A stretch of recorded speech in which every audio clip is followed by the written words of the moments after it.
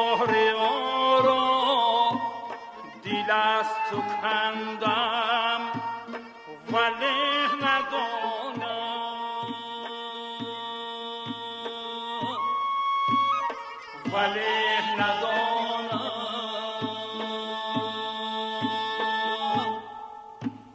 دیگر گریزم کجا گریزم وگر بمانم کجا بمانم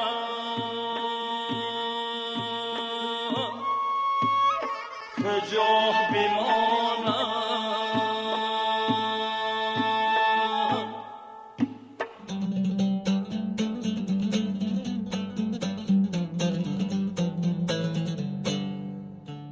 در تاریخ زندگینامه مردم تاجیک عامل‌های گوناگونی هستند که در بابت رشد فرهنگ مقام خاص دارند. چایخانه در خطر دیگر مکان‌های فرهنگی نه تنها مکانی بود که آدمان تنها برای چای نوشیدن می آمدند، بلکه مکانی بود که آنجا مسائل گوناگون روزگار مطرح میشد، جمعیت‌ها گذرانیده میشد.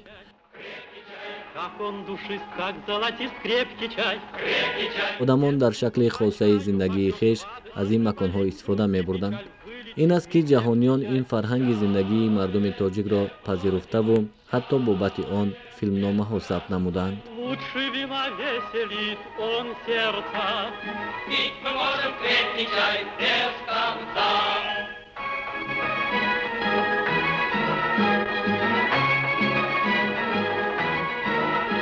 چایخانه واقعا هم در شهرهای کهن و دهوده‌های ممالک شرق یک مکتب بزرگ آدم و آدمگری است. آنجا اصلا گل سری سبد جامعه مردان کبدان و گبخان جمع می آیند و در اطراف خود جوانان را جمع نموده به آنها درس آداب و اخلاق می آموزند. شاخمات و ششکه می بازند. موسیقی آرام ملی می شنوند. چایخانه یک مکتب بزرگ علم، فرهنگ، سیاست و تاریخ و تمدن است. جایی که در آنجا تمدن پایه گذاشته می شود و اینجا نه منبرهای بلند است، بلکه همین گونه جایهای عادی است که تمدن است و آن تمدن در اساس تمدن باستان به وجود آمده با چایخانه بر این جایهای عموم ریشه پیوند می گردد. تاجیکستان کشوری کهن بنیاد است و این تاریخ در صحیفه های تاریخ و فرهنگ اثبات شده است.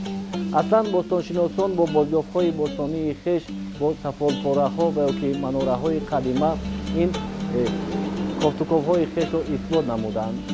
ولی گاهی می شود که آن همین گونه درخت‌های عظیم جثه تاریخ یک منطقه را معین می‌کنند. بینندگان عزیز سلام. این حال ما قرار داریم در ناحیه نورآباد و آن همین چناری که اینجا ایستاده است از روی گفته متخصصان بیش از 1000 سال عمر دیده است. و امروز در برنامه کهندیار ما پیرامون تاریخ آن همین چنار و آداب چایخانه داری یا که چایخانه نشینی با شما صحبت میکنیم.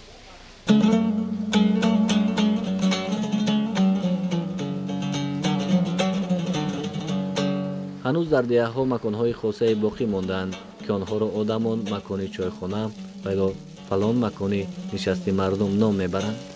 با دیگر گردیدن وضع روزگار زندگی مردم نیز تغییر یافته و امروز کم هستند چایخانه هایی که آنجا آدمان بهر صحبت آیند و ساعت‌های زیاد چای نوشیده بنشینند.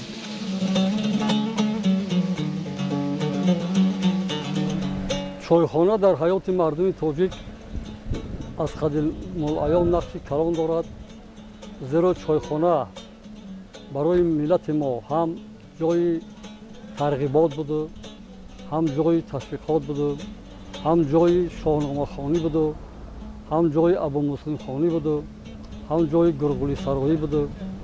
خلاصه همه کارهای ترغیباتی و خوشدلی مردم در چایخانه ها برگزار می‌گردید.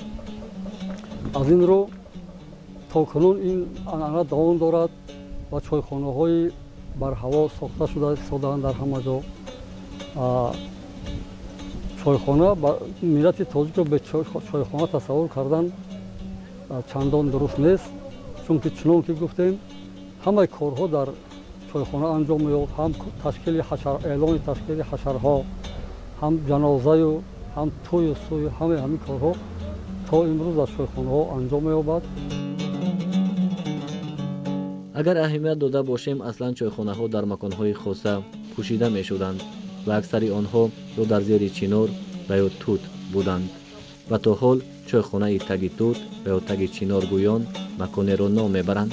шояд ин ҳолат рамзи хосаи худро дошт ва ё танҳо ба хотире буд, ки одамон дар сояи як дарахти бузурге чой менӯшиданд.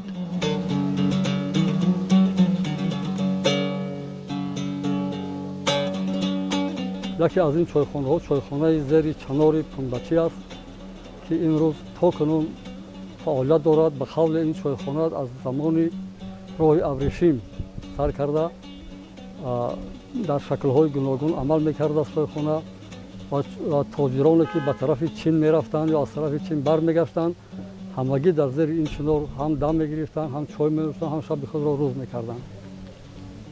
ба қавли ҳамин худи чинор ҳам ба калимаи чин вобаста аст ва аз чин оварда шуда дар ҳамин ҷоҳо шинонда шудааст. ин шояд бесабаб набошад, зеро ҳама чанорҳо дар лаблаби роҳи аврешиманд. дар қишлоқҳои боло тамоман чинор кам аст. аз ин ҷиҳат шояд ҳаминам дуруст бошад, ки чинорро аз чин оварда дар ин минтақаҳо шинонда бошанд.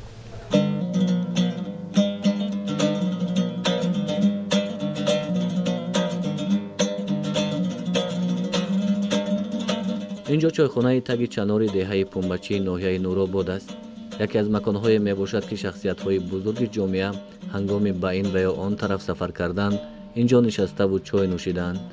ҳангоми аз овозаи ин макон хабар ёфтем, гумон кардем, ки номи деҳа низ деҳаи чанор аст, зеро аслан ин минтақаро бо чанорҳои сарбафалак кашидааш мешиносанд, вале баъдан фаҳмидем, ки деҳи чанор дуртар аз ин макон будааст.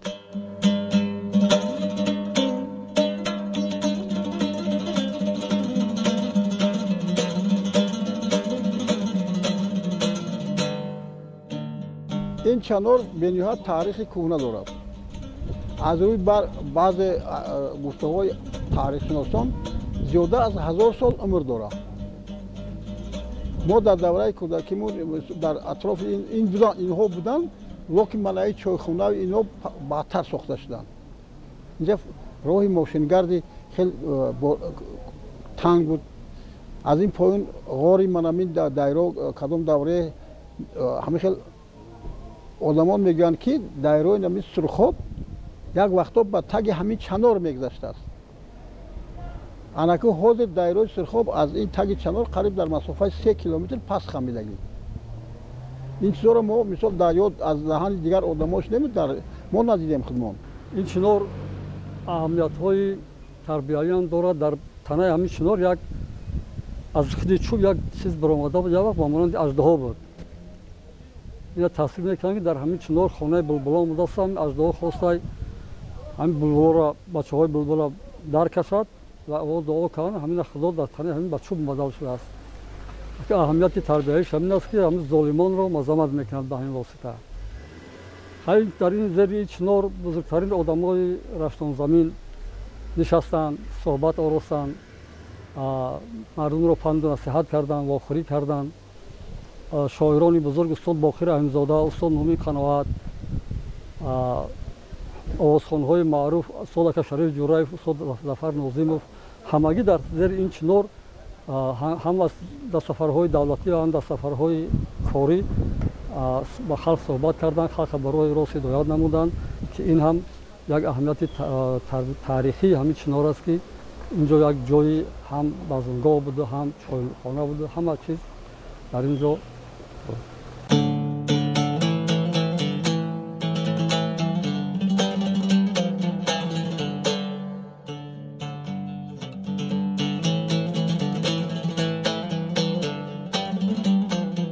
ин чанори бузург таърихи хоса дорад. мардуми маҳаллӣ мегӯянд, ки беш аз 1000 сол умр дидааст, вале аниқан солаш маълум нест. соли 1985 ин чанор аз ҳисоби мутахассисон омӯхта мешавад ва муайян мегардад, ки баландиаш 50 метр ва ғафсияш 30 метр будааст. ривоятҳои гуногуне бобади ин чанор миёни мардум шунида мешавад. одамои қадим мегӯянд, ки дарахт чӣ қадар калон бошад, вай ҳамон қадар муқаддас аст. ҷой яъне зиёратгоҳ аст. инҷа як аҷоибиёти ҳамин чанор ҳамин аст, ки як домло муҳаммад шариф мегуфтанд. хонаш мана қисми болои ҳамин шилоқба ҳаст. ҳамин муҳаммад шариф нақл мекард ки ба чашмони худаш дар таги ҳамин чанор як шери сафедро дидааст. ҳамин шер вақте ки як рӯз мебарад, рӯзи ҷумъа меомадааст, ҳамин шер дар ҳамин чанорро зиёрат мекардааст. як рӯз вай акай муҳаммад шариф мебиёяд ки ҳамун чанор шерро дар наздикии чанор мебинад, метарсад. баъд қафо мераваду мегӯяд э ҷонвари худо, ман ба ту кордор нестам, ман ба кори худам омадам. баъд шер ҳамин чизе мефаҳмад ки барои худаш баромада мераваду, ин хай зиёрат мекунад, инам хонаш будад. бо як мазоре ки мана боло ҳаст, қишлоқи қаланак мегӯянд, дараи ғумот, онҷа як ҳамин хел айнан чанор аст. ҳамин таги чанорро боз ҳамин шера, ҳамин мардак, ҳамин муҳаммад шариф ҳамунҷа мебинад. бо ҳамун лавзи хуб қатӣ аз таги чанор ҳамин шер баромада меравад. ин барои ҳамин одамон ҳисоб менанд ки ин чанор яке аз дарахтҳои муқаддас аст. ба назди вай одамо бештар меянд. пеш одамо гӯ ки ҳамин аз бузургишу будагии ҳамин чанор ҳар хел ривоятҳо ҳаст. як қис кӯдакш касал мешудааст, меовардан ҳаминҷа, як ки ягон хифа мезадааст, овардан ҳаминҷа ки ҳаминҷа табобат гиранд. аслан аз маконҳои хосаи маҳаллӣ ё хӯроки хосаи чойхона ва ё муҳити он макон дар ёди муштариён мемонад. ин аст ки касе дар сояи ин чанор нишастааст, солҳои зиёд ин маконро васф намуда.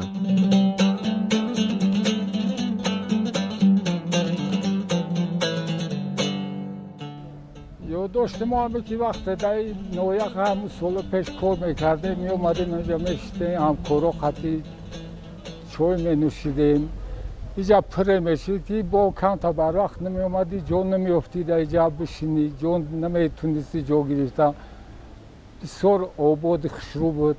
خواهدیرم آباد دایکو او خیلی پیش او نوحیا که همینجا بود بسیار پر بود بودم این چنور. چنور آدمو به نام بیبی میگویند.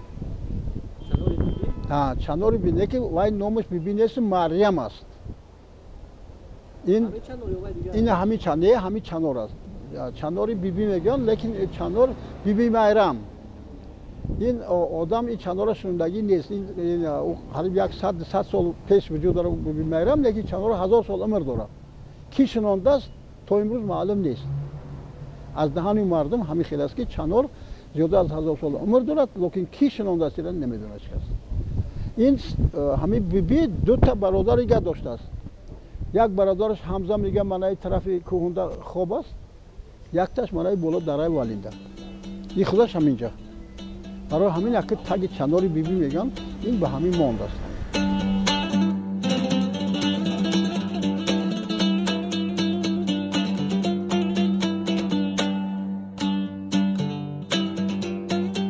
аслан чойхона макони тозаву озодаест ки бо нақшу нигори хоса тамошобоб гардида.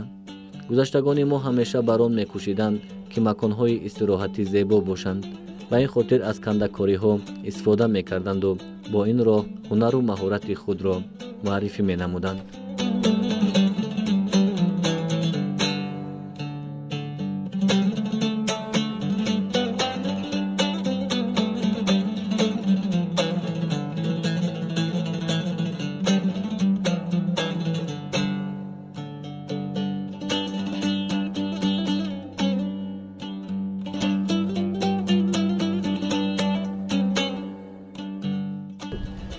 اکنون آدم‌ها جمع میشدن در همین جای مرکزی مدنی معیشی خیلی کم بودن. در همون جایی که چوخونه میشد آدم‌ها بیشتر می اومدن. از هر گروه آدم‌ها در چوخونه شده درباره آینده خیلی کار کردن و خیلی پیش بردن دهقانی و جا کلخوزا وجود داشتن. هر یک کلخوز دو کس سه کس آدم‌ها جمع میشدن مثلا در همین تگ چنارو. بعد درباره همون آینده کلخوز، درباره خشتباریش و درباره توهایی که تشکیل میکردن در همین جا مصلحت میکردن آساخالای همون محله قطعی. بعد رفته و کار آساخالات در محله جاها تشکیل میکردن، پیش میبردن.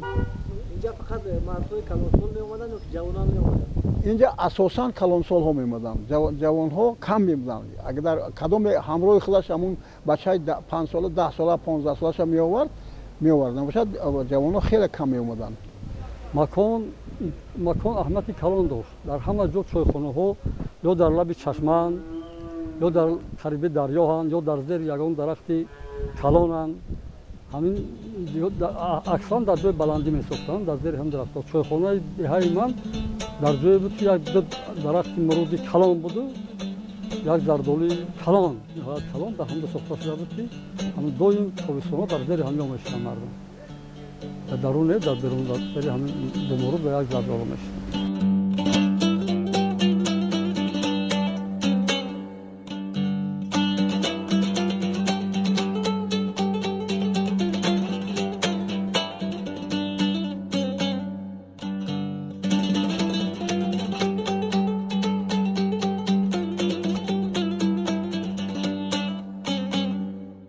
чойхонанишиниву чойхонадорӣ аслан хоси мардуми фарҳангдӯсти тоҷик буду ҳаст. ба ин хотир ин фарҳанг хоса фарҳангест ва месазад то онро ҳифз кард ва дар он насли наврасро тарбия намуд.